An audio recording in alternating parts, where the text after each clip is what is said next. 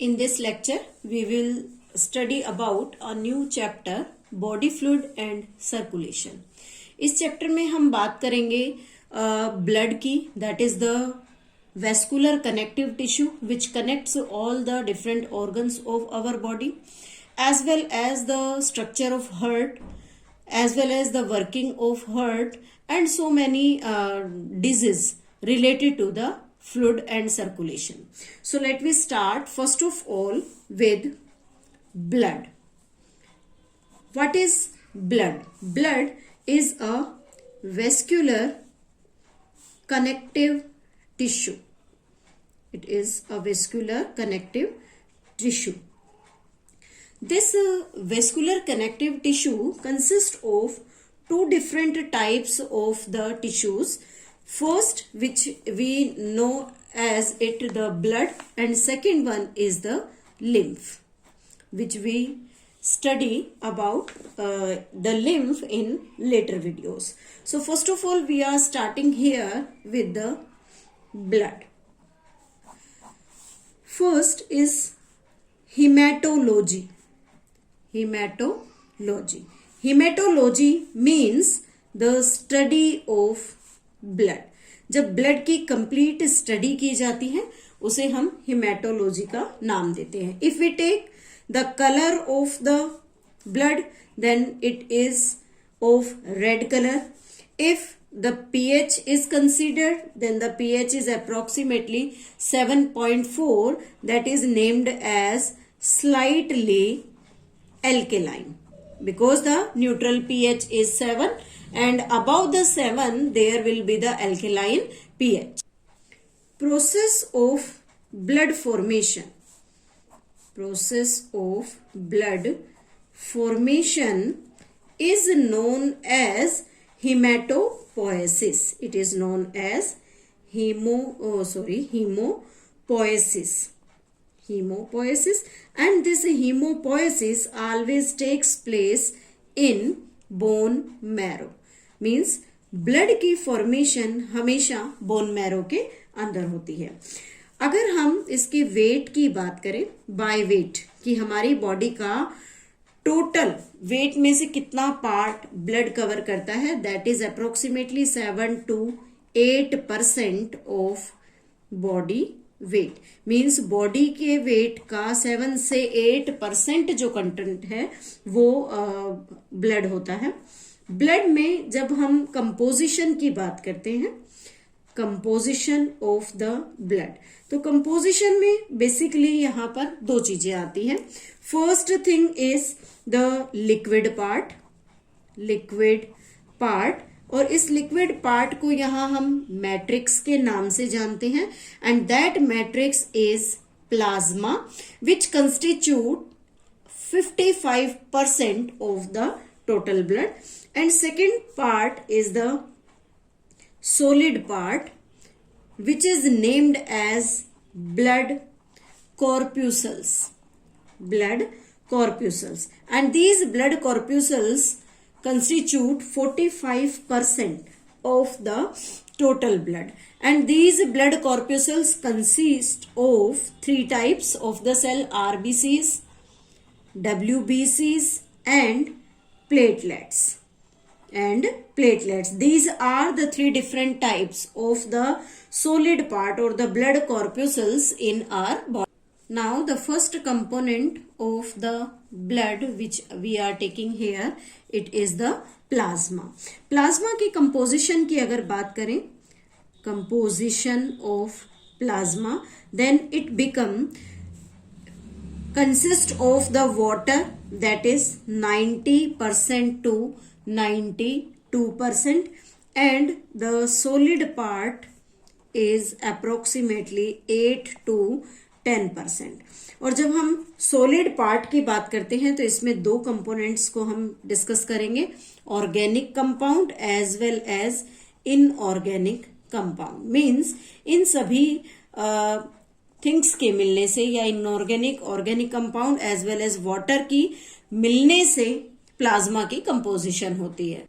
Then जो plasma है, उस प्लाज्मा में सबसे पहले बात करते हैं इनऑर्गेनिक पार्ट की.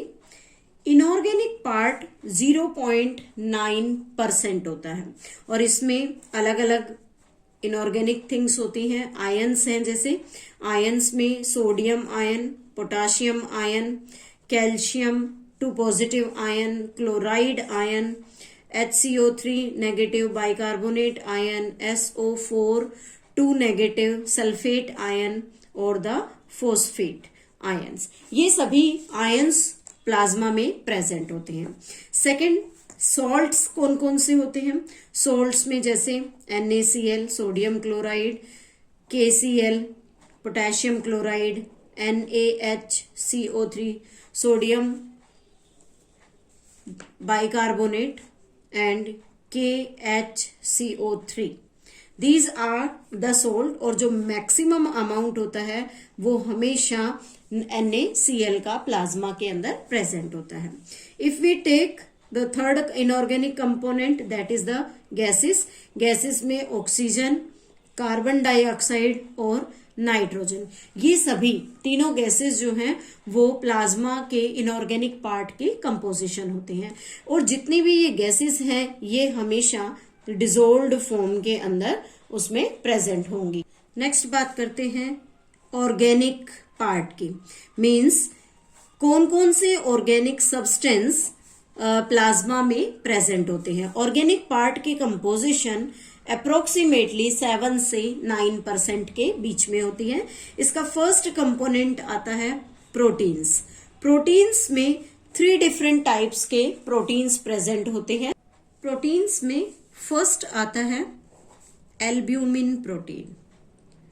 एल्ब्यूमिन प्रोटीन प्लाज्मा में मैक्सिमम अमाउंट में प्रेजेंट होता है। इसकी परसेंटेज अगर हम मेजर करें, that comes out to be 4%, that is the maximum composition and it is produced and synthesized by liver. इसे लिवर सिंथेसाइज करता है। And this is the smallest plasma protein. ये स्मॉलेस्ट प्लाज्मा प्रोटीन में consider किया जाता है। ये कि इसका अमाउंट जो है वो स्मॉलेस्ट प्लाज्मा प्रोटीन है। And it is responsible, important function है, it is responsible for maintaining osmotic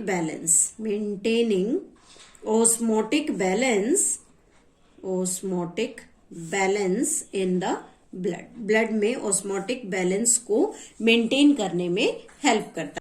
next protein है, second protein is globulin. Globulin protein की कंपोजिशन अप्रोक्सीमेटली 2 से 2.5% होती है। और जो ग्लोब्यूलिन है it is also secreted by liver. इसे भी लिवर सिक्रीट करता है। And it helpful in destroying the bacteria, virus and toxic substance। It means हम ये कह सकते हैं कि ओवरऑल ये बॉडी के अंदर एक तरह से डिफेंस क्रिएट करने में हेल्प करता है। तो these are the functions of the globulin protein. Third protein is fibrinogen. Fibrinogen is an important component that is also secreted by the liver। इसे भी लिवर रिलीज करता है। इसकी कंपोजिशन प्लाज्मा में 0.3% होती है and it is the largest plasma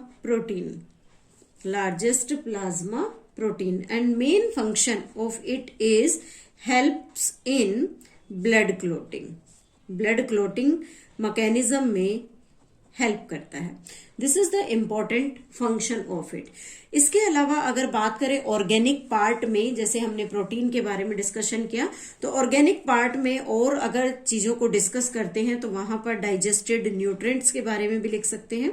digested nutrients जिसमें हम amino acid, glucose, vitamin, cholesterol की बात करते हैं। देन थर्ड पार्ट में हम इसके बारे में वेस्ट प्रोडक्ट के लिए भी लिख सकते हैं, जैसे कि यूरिया, यूरिक एसिड, बॉडी से रिलीज होते हैं तो वो भी प्लाज्मा में प्रेजेंट होते हैं।